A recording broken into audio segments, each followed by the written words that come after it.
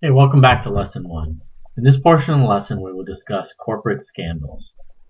Many of you are probably already familiar with some of the very high-profile cases, such as Enron and WorldCom.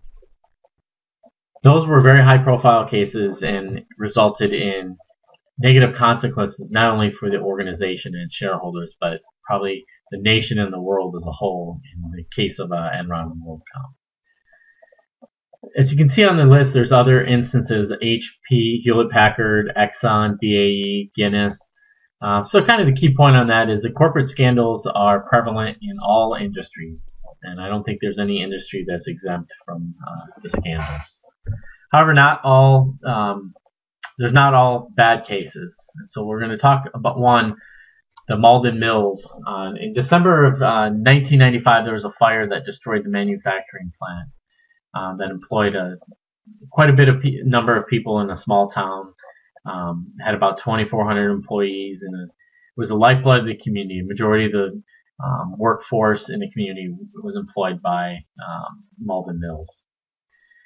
And so Aaron Furstein, the owner, pledged to rebuild the plant and keep the jobs in the community, and to pay his workers while they were rebuilding the plant, which was kind of unheard of. And I think most people were probably expecting the plant, him to lay off people and things like that. And he vowed not to do that. And so this is one of those instances where taking care of your employees and being transparent and loyal to them had some pretty good long-term effects for the company. The factory was rebuilt and opened within a year, which was a pretty short time frame. All the employees came back to work, and the local community really recovered.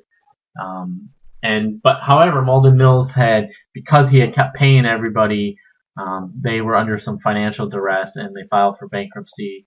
However, the employees, they decided to go on strike, but then I think eventually they recognized that, hey, we need to do right by this owner, and they actually came back to work, a lot of them, for lower salaries in order to save the company.